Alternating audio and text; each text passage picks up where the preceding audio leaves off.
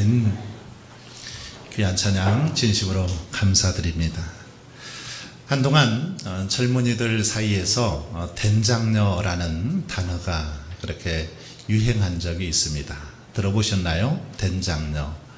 한 10여 년 전에 한참 그렇게 유행하던 그런 단어입니다. 이 된장녀라는 말은 쉽게 말하면 똥과 된장도 구별하지 못하는 여성을 폄하하는 말이 바로 된장녀입니다.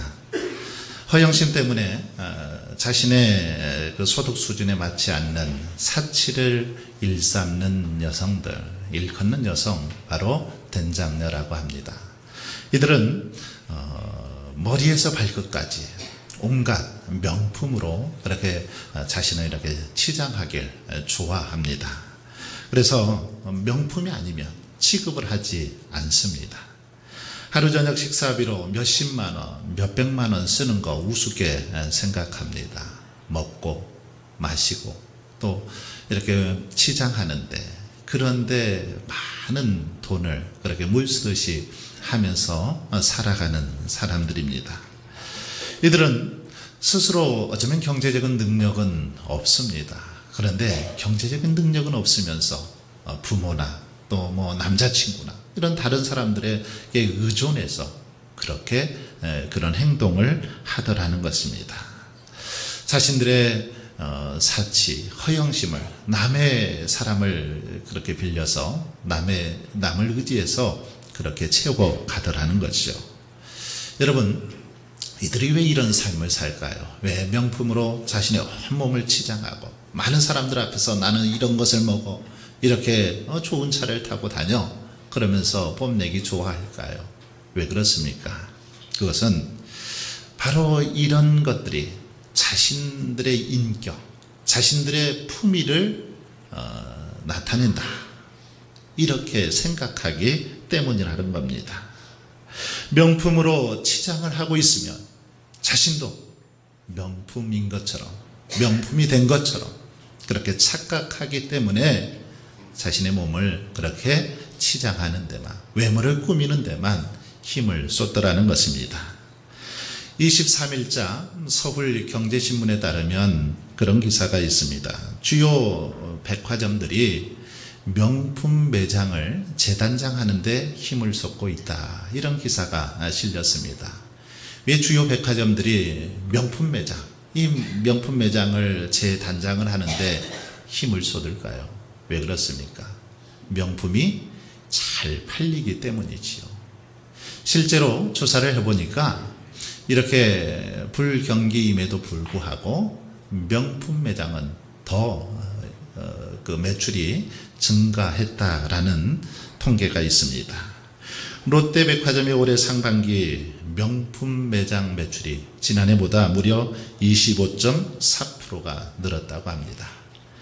같은 기간 현대백화점 명품 그 매출 증가율은 28.8%, 그리고 신세계 백화점 강남점 같은 경우는 31.5%가 늘어나게 되었다라고 말합니다.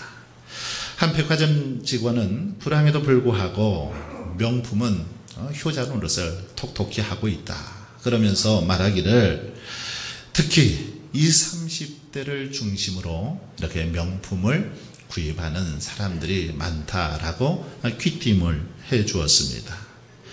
여러분, 불황에도 불구하고 이렇게 명품, 이런 명품이 호황을 누리는 것, 명품 매출이 꾸준히 증가하고 있는 것, 무엇입니까?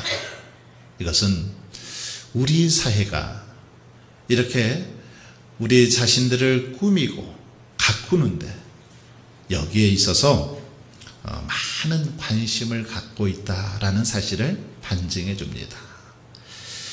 우리 사회에 속한 많은 사람들이 자기 자신, 외모, 다른 사람들에게 보이기 위해서 겉치장을 하고 꾸미는 데 있어서 많은 관심을 갖고 있다라는 것입니다. 정말 그런 것 같습니다. 외모를 위해서라면 요즘은 쌍꺼풀, 그리고 콧대를 세우는 수술, 이건 예전 말이죠. 요즘은 안 하는 수술이 없습니다. 가슴 성형도 하고 지방 흡입 수술도 하고 안면 윤곽 수술, 양악 수술, 필러, 보톡스 또는 뭐 피부 리프팅 뭐 여러 가지 하는 그런 성형 수술 종류도 많습니다. 그런 것들을 하더라는 것입니다. 왜 이렇게 성형에 관심이 많은 겁니까? 많은 사람들에게 겉으로 잘 예쁘게 보이면 그것이 자신의 내면이고 자신의 인격이라고 생각하기 때문입니다.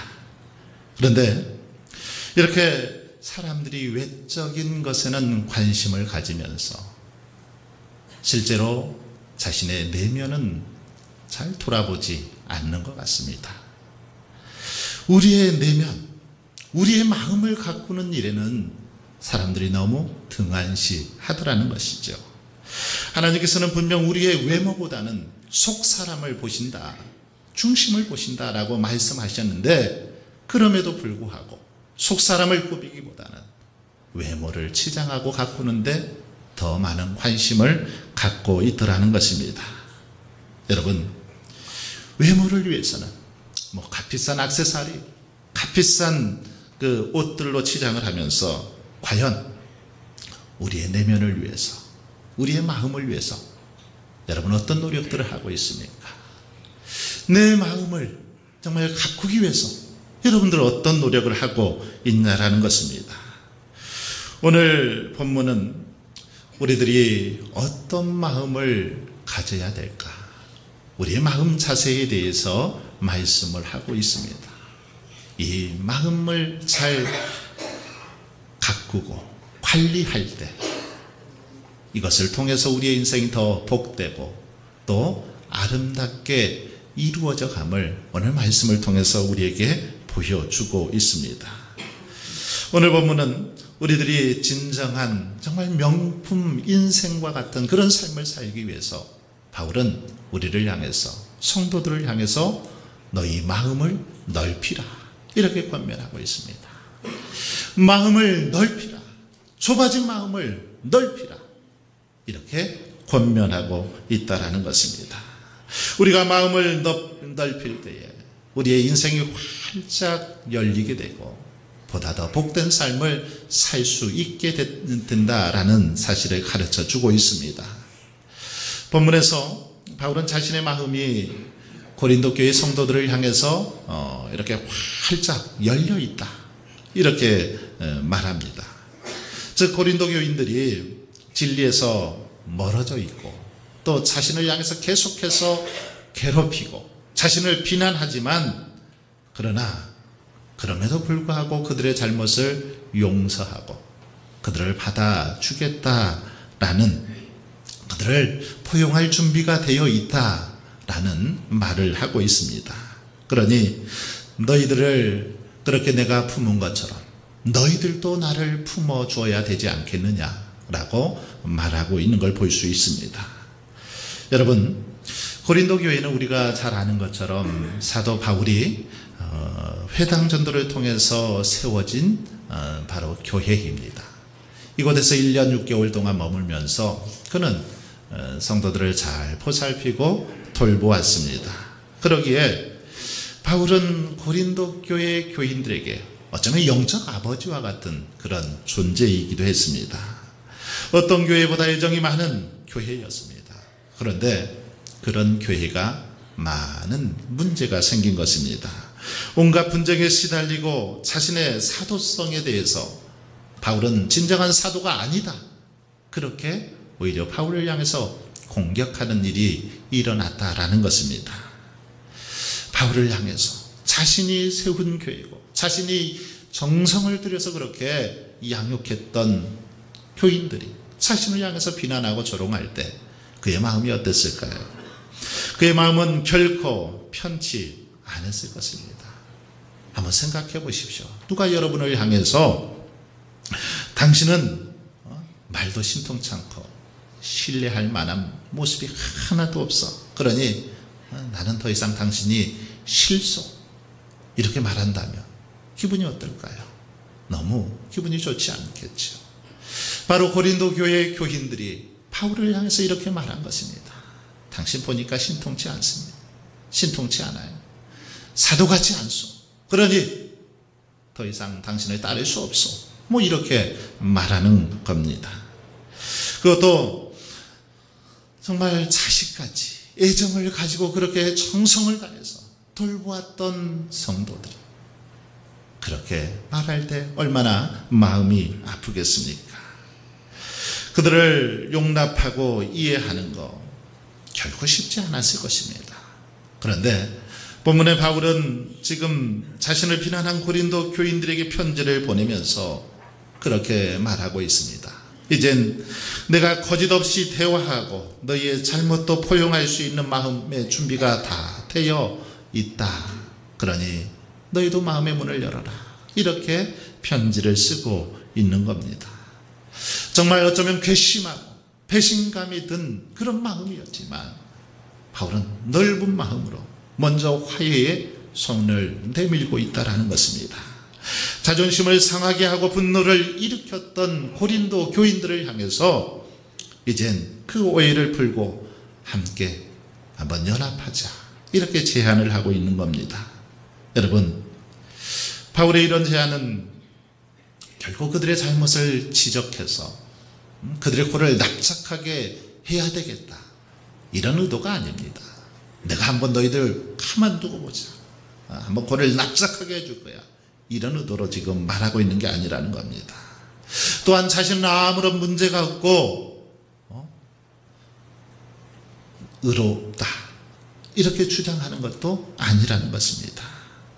바울은 오직 그리스도의 한 지체로서 서로 화목함, 하나됨을 위해서 어쩌면 자신의 자존심, 자신의 모든 것을 다 이렇게 내려놓고 있다라는 것입니다. 넓은 마음으로, 성숙한 마음으로 그들을 포용하고 감싸고 있는 그런 모습을 볼 수 있습니다. 여러분, 고린도 교회 교인들, 바울의 사도성에 대해서 도전했던 자들입니다. 사도로서 자격이 없다는 거죠. 사도로서의 정통성을 의심했습니다. 이것은 사도인 바울에게 있어서 무엇보다 참으로 가슴 아픈 그런 일이었습니다. 자신의 정체성에 대해서 무시하고 비난하는 그거, 다른 건 다 참아도 어쩌면 이건 참기 어려운 그런 거였습니다. 하지만 바울은 그렇게 고린도 교인들이 자신에게 아픔과 상처를 안겨주었지만 넓은 마음으로 사랑하고 감싸주고 있습니다. 오히려 용서해 주었습니다. 그러면서 하는 말이 너희도 넓은 마음을 가지라. 너희들도 넓은 마음을 품으라. 이렇게 말씀하고 있습니다. 바울은 고린도 교회 성도들과 자신 사이에 엉뚱한 오해가 그것은 바로 그들이 편협한 마음을 가졌기 때문이라는 겁니다. 그들이 편협한 생각을 가지고 그렇게 바울을 바라봤기 때문에 이런 오해가 생기고 문제가 생겼다라는 것입니다. 그래서 화해를 위해서는 너희들이 넓은 마음을 품어야 된다라고 말씀하고 있습니다. 그렇습니다. 편협한 마음, 좁아진 마음은 여러분 오해를 불러일으킵니다. 편협한 생각, 이것이 많은 사람들에게 오해를 불러일으키더라는 겁니다. 그런 생각 참 보기만 해도 답답합니다. 그런 모습들 보면 너무너무 가슴이 아픕니다. 편협한 마음, 좁은 마음, 참으로 많은 문제를 일으키더라는 거죠. 고린도 교회 성도들의 모습이 그러했습니다. 그래서 얼마나 많은 일들이 여러분 교회 안에서 발생했는지 모릅니다. 서로 많은 문제가 발생하게 되는데 바로 이 마음 때문에 나타났던 것이죠. 서로가 서로에 대해서 고소하는, 고발하는 그런 일들이 비일비재했습니다. 서로 이렇게 파당을 짓고 싸우길 시작했습니다. 분쟁이 끊이지 않았다라는 거죠. 왜 그렇습니까? 좁은 마음으로 서로를 바라보았기 때문입니다. 그래서 서로 사랑하고 용서하고 이해하기보다는 헐뜯고 비난하고 조롱하기 좋아했다라는 것입니다. 여러분, 우리는 마음을 넓혀야만 합니다. 마음 확장 공사를 해야 된다라는 겁니다. 혹 꽉 막힌 그런 도로를 여러분 달려보신 적 있을 것입니다.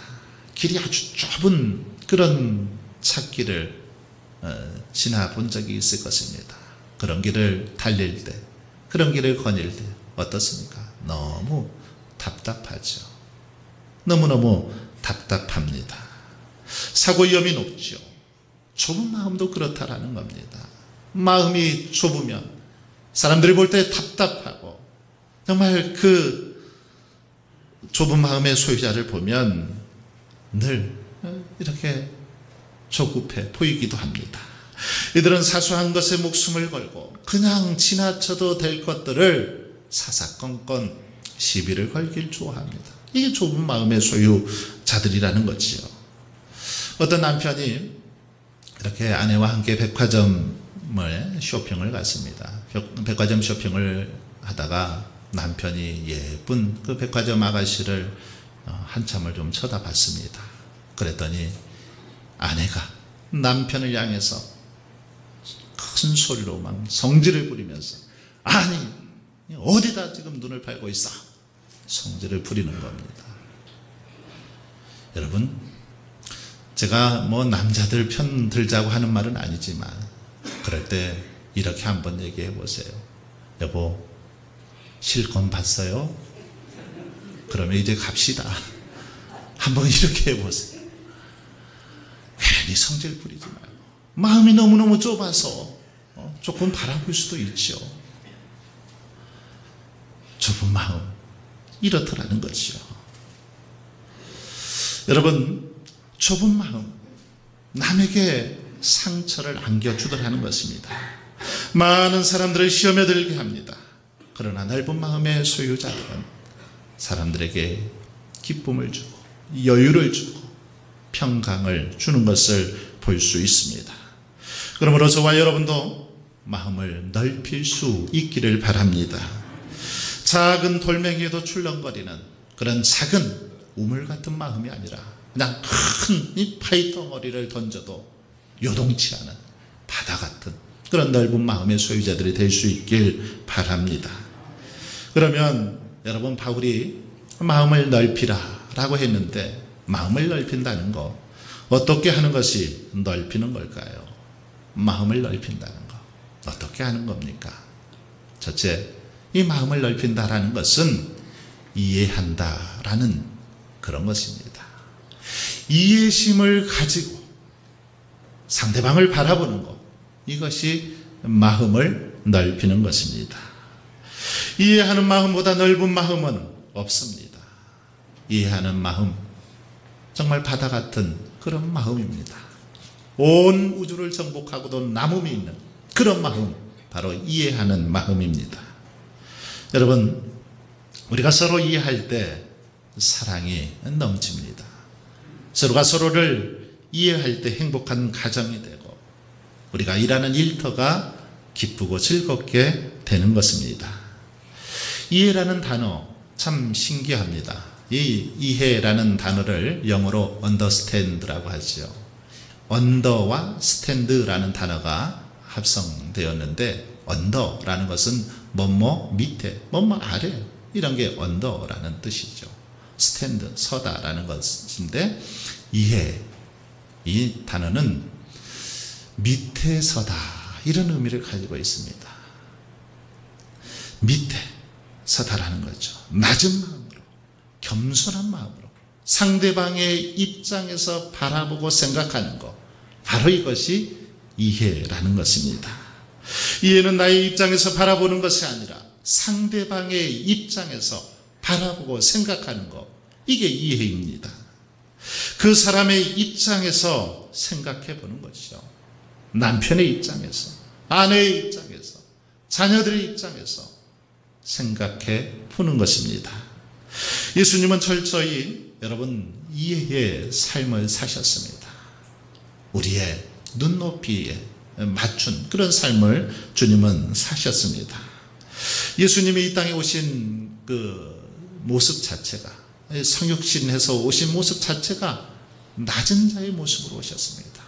신이셨던 우리 주님이 인간의 몸을 입고 오셨다는 겁니다. 사람의 입장에서, 인간의 입장에서 우리들의 그 생사고락을 바라보기 위해서 그렇게 우리 주님이 오셨다라는 것입니다. 그렇습니다.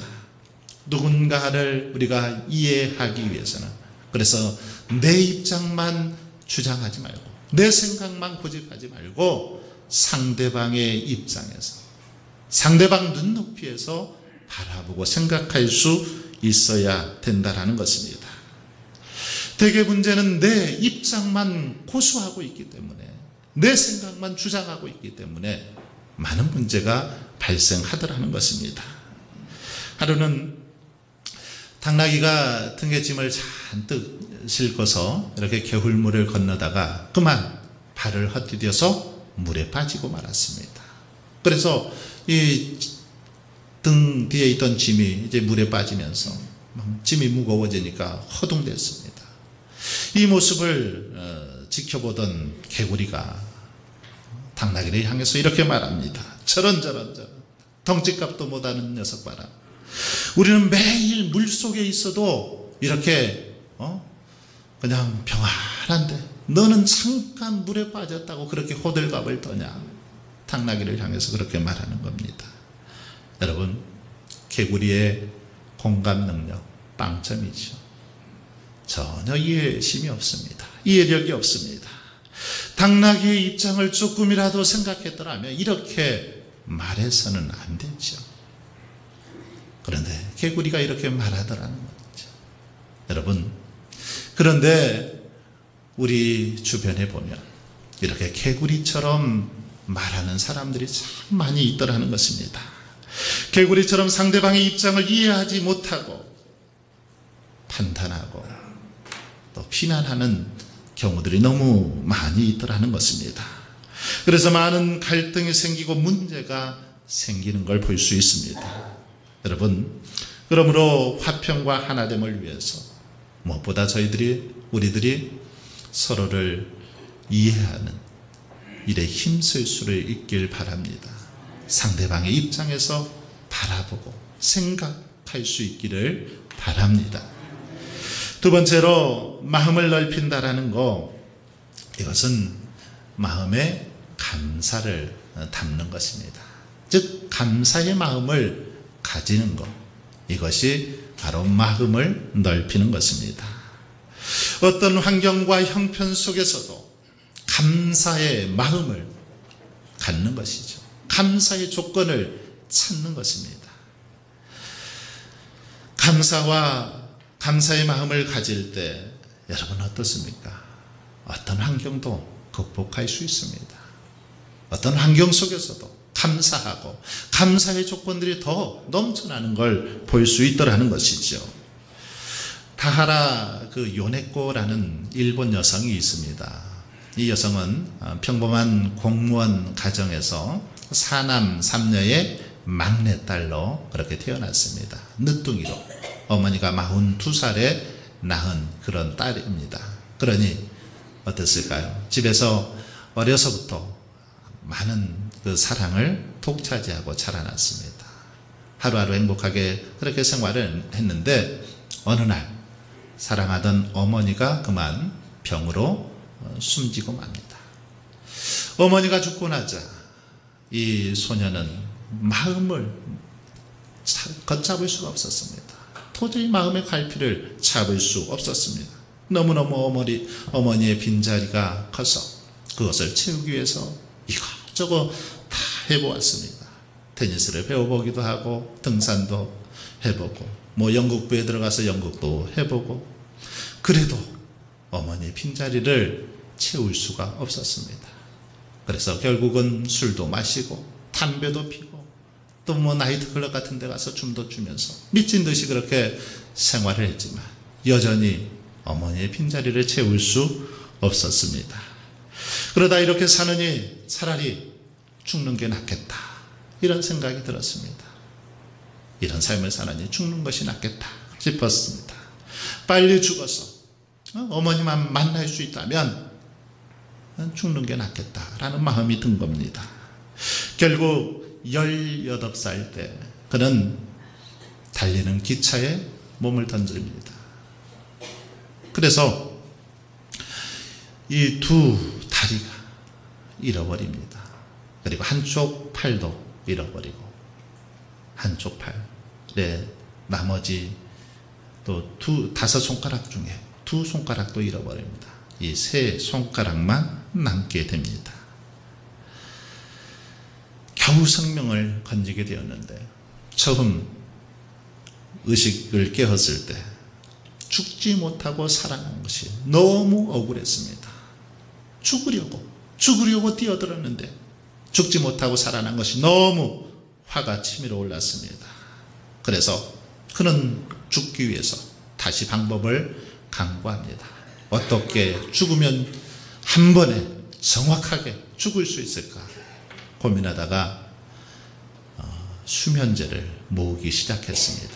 잠이 안 온다고 의사들에게 얘기해서 수면제를 이렇게 모아서 먹는 척 하다가 모아놓고 그렇게 모으기 시작했습니다.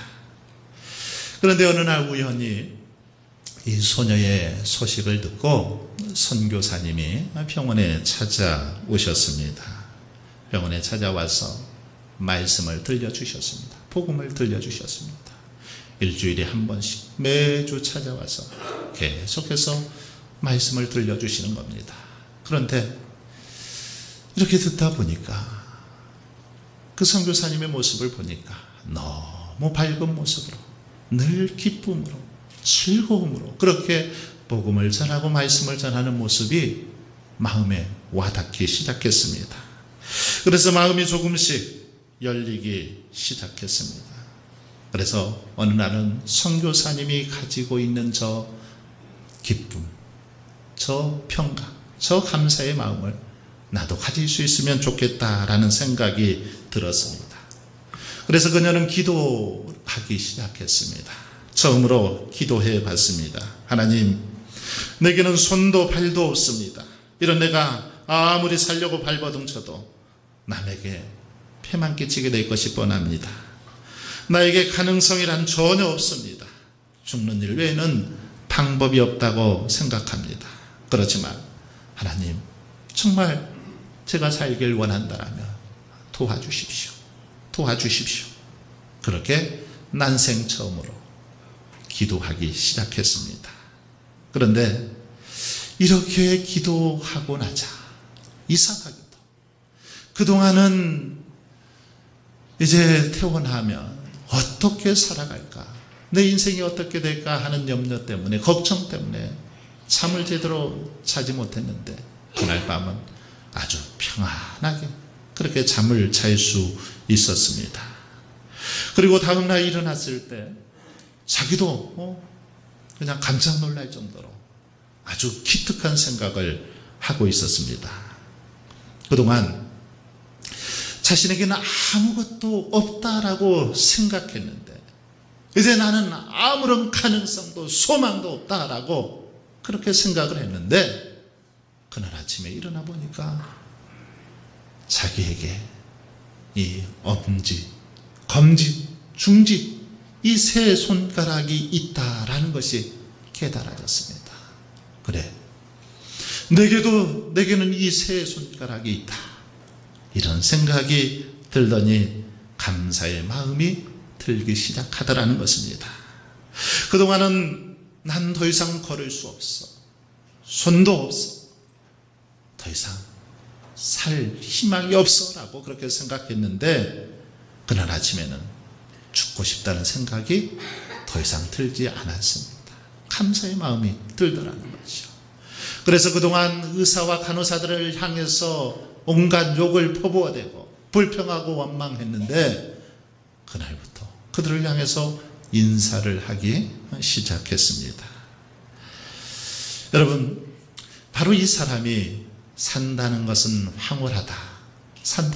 황홀하다라는 책의 저자입니다.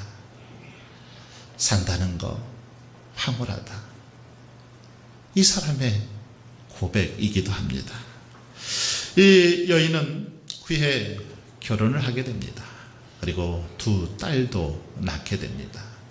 목사의 부인이 되어서 그렇게 또 복음을 전하면서 살아가고 있습니다.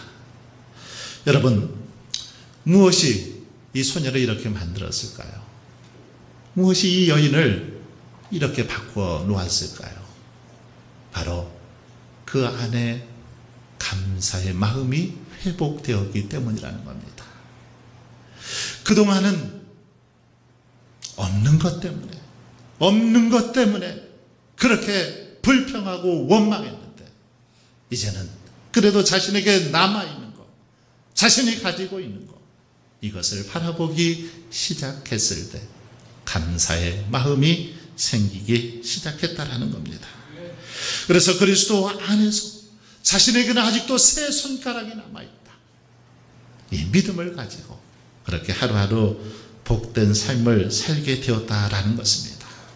사랑하는 성도 여러분, 저와 여러분도 없는 것보다는 있는 것에 감사하는 감사의 마음을 회복할 수 있기를 바랍니다. 있는 것에, 내게 주어진 것에 감사할 수 있길 바랍니다. 그럴 때 우리는 넓은 마음을 품을 수 있고, 우리를 비난하고 힘들게 하는 자들을 사랑하고 용납하게 될 줄 믿습니다. 저와 여러분이 이런 믿음의 삶을 통해서 정말 겉모습보다는 속 사람이 더 아름다운 명품 인생을 만들어가는 저와 여러분의 삶이 될 수 있길 주의 이름으로 축원합니다.